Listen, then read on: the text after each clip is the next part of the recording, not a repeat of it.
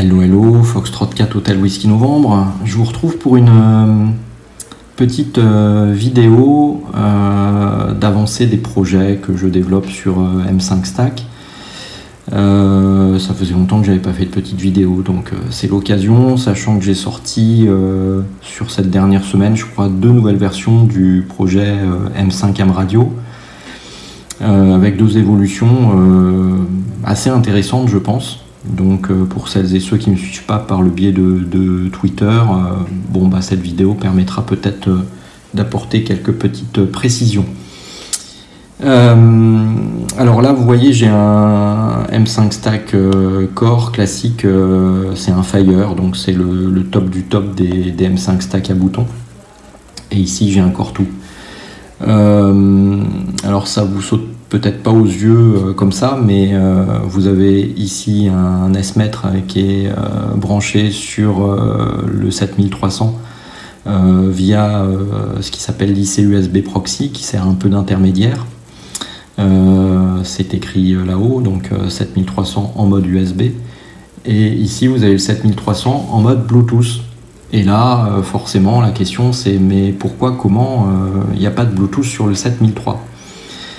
C'est vrai, il n'y a pas de Bluetooth. En termes de connectique, le 7300 par rapport au 705, c'est un peu léger. Le 705, c'est vraiment un poste merveilleux là-dessus. Il y a tellement de choses sur le 705. Et le 7300, c'est plus compliqué. Eh bien, en fait, il y a quelques mois, j'avais identifié un périphérique qui me semblait assez intéressant. C'est un petit périphérique que je vais essayer de vous montrer d'ailleurs. Hop, il est branché derrière ici. Voilà.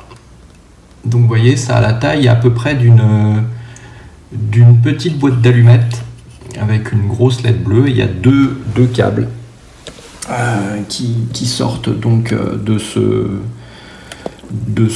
petit boîtier.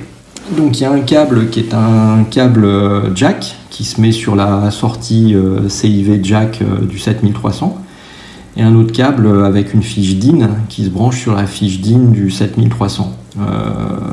Ce câble en fiche DIN permet d'alimenter en fait ce petit boîtier.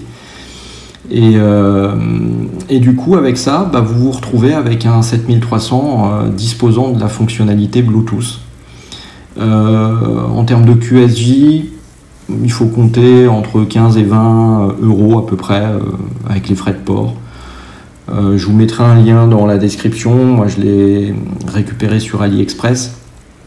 Voilà, donc ça coûte vraiment 3 fois rien et ça vous apporte le support Bluetooth sur le 7300 et sur le 9700 également. Ça fonctionnera exactement de la même manière. Donc du coup, vous n'êtes plus forcément obligé d'utiliser l'IC USB Proxy sur le 7300 ou le 9007. Je sais que c'était une contrainte pour certains. Vous pouvez maintenant travailler comme sur le 705 en Bluetooth. Et toutes les applications que j'ai développées sur le projet M5 Am Radio, donc le multimètre ou le keyer, fonctionne du coup également avec ce petit adaptateur Bluetooth pour le 7300 et 9007. Donc désormais ce projet M5 Am Radio est totalement wireless, sans fil, que ce soit sur 705, 7300 ou 9700. Donc c'est plutôt une belle évolution et très sincèrement pour entre 15 et 20 € d'investissement pour avoir cette connectivité Bluetooth, je pense que c'est vraiment un QSJ qui est très très raisonnable. Donc ça fonctionne plutôt pas mal, c'est sympa. En complément, j'ai sorti une autre version quelques temps plus tard, 2-3 jours plus tard, qui va me permettre de vous parler d'un autre M5 Stack. Je vais faire un petit peu de place. Hop, et je le récupère. Je sais pas si la batterie est chargée ou pas, mais bon, tant pis. Voilà.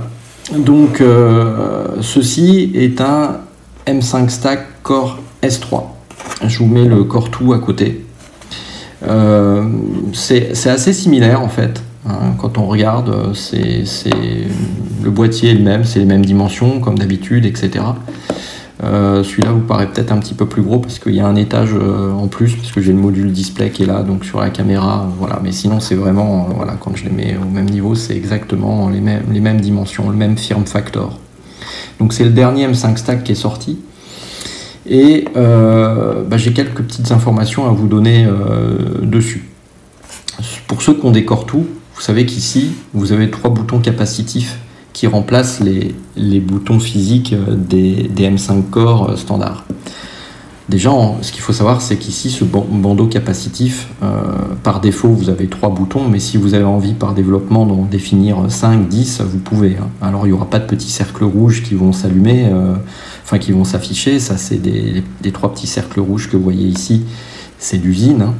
Mais vous avez vraiment une zone qui doit faire 320 par, je sais plus, 40 pixels, qui est complètement redéfinissable sur le Core 2. Et quand on prend en main le Core S3, ce qui nous étonne, c'est qu'on ne voit pas les petits cercles rouges, ou plutôt on en voit un, mais il y a quelque chose au milieu. Bah oui, le Core S3, en fait, il apporte beaucoup de choses nouvelles, et notamment, au milieu ici, vous avez une caméra.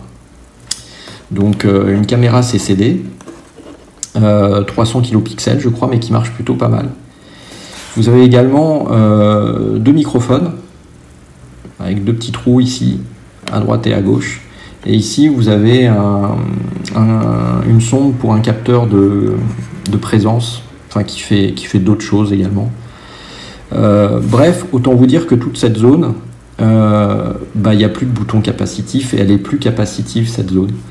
Alors, en faisant un peu de rétro-engineering, il y a une toute petite zone de peut-être 20 par 20 pixels qui est capacitive encore ici, là, sous l'écran. Mais sur la gauche, mais c'est plus capacitif. Donc ça veut dire que déjà, vous pouvez plus vous reposer sur ce qu'on appelle l'UX, qui permettait en fait d'utiliser les boutons dans le bas là, pour passer par exemple en mode menu, se déplacer comme ça, à droite ou à gauche. Ça marche plus de la même manière ici, puisque la seule zone capacitive, c'est vraiment la zone d'affichage de l'écran. Donc là, je suis sur le projet RRF Remote, pour ceux qui connaissent le RRF. Donc c'est un premier changement. Il faudra vraiment, du coup, appuyer sur les zones ici ou là, pour vraiment sur l'écran, pour émuler les comportements des boutons gauche, milieu et centre. Alors ça marche, hein, si je clique là, par exemple, voilà, je suis passé sur le menu du RRF Remote. Deuxième chose qui change également avec ce Core S3, c'est le fait que la puce Bluetooth à l'intérieur a été mise à jour. C'est une puce Bluetooth BLE 5.0. Vous allez me dire qu'est-ce que ça change. Avant, sur ces M5 Stack à boutons Core ou Core 2, vous aviez des puces 4.2. La puce 5.0 qui est embarquée dans les ESP32S3 n'est plus une puce compatible, c'est juste une puce BLE, donc Low Energy. En fait, vous n'avez plus le support du Bluetooth classique, ce qui fait que avec un Core S3, il devient, en tout cas aujourd'hui, techniquement impossible de jumeler un Core S3 avec un 7300, 9700, même par Bluetooth, ou même un 705. Alors la puce Bluetooth du 705, me semble-t-il, est compatible BLE également, mais de toute façon, le Bluetooth BLE nécessite de connaître beaucoup de specs techniques et d'utiliser ce qu'on appelle des services, et ICOM, à ma connaissance, n'a absolument rien publié dans ce sens.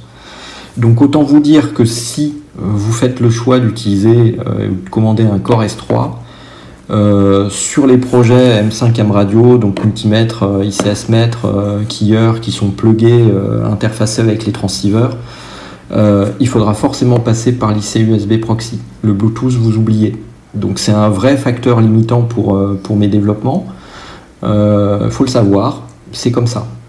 Alors il y a quand même une bonne nouvelle.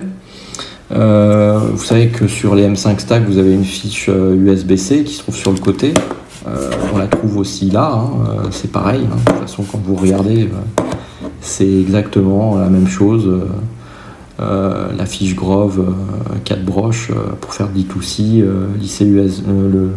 l'USB-C ici et le bouton d'arrêt redémarrage, c'est pareil sur le Core 2. Maintenant, l'USB-C qui est embarqué dans les Core 3, Core S3, est un USB-C dit OTG.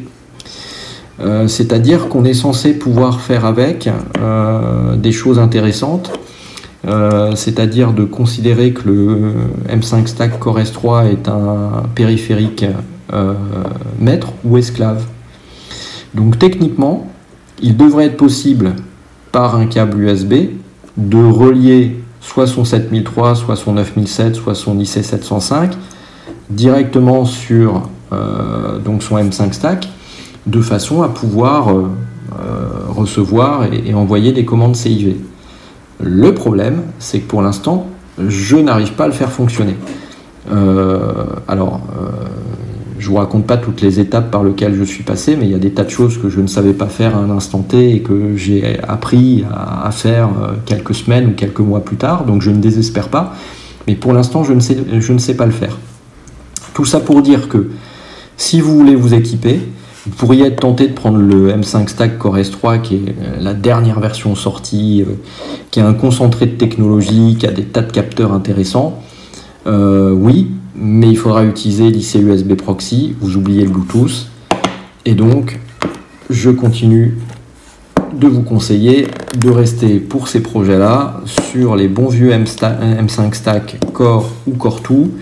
Le Fire est un très bon investissement, c'est un M5 Stack, le M5 Stack à bouton le plus puissant et qui est très intéressant et très polyvalent. Voilà.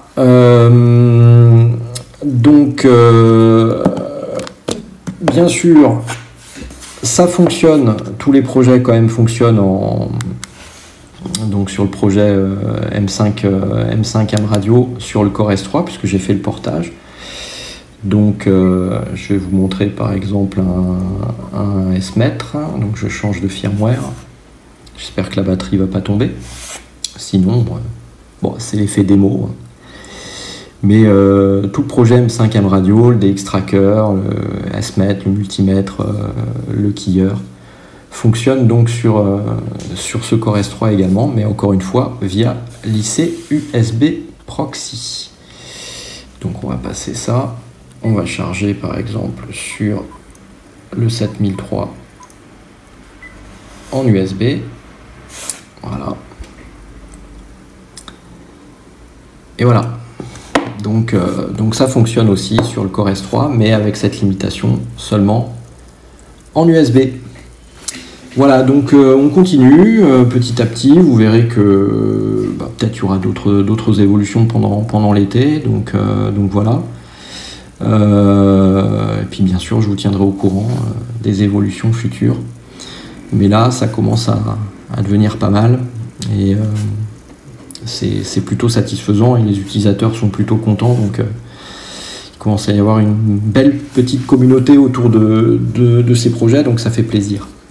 Voilà, si vous avez des questions, des commentaires, des insultes, comme d'habitude vous savez comment faire, et les commentaires j'y répondrai ou pas. Et prenez soin de vous, 73 à tous et peut-être à bientôt sur l'air avec grand plaisir. Ciao, bye bye, 4HWN QRT.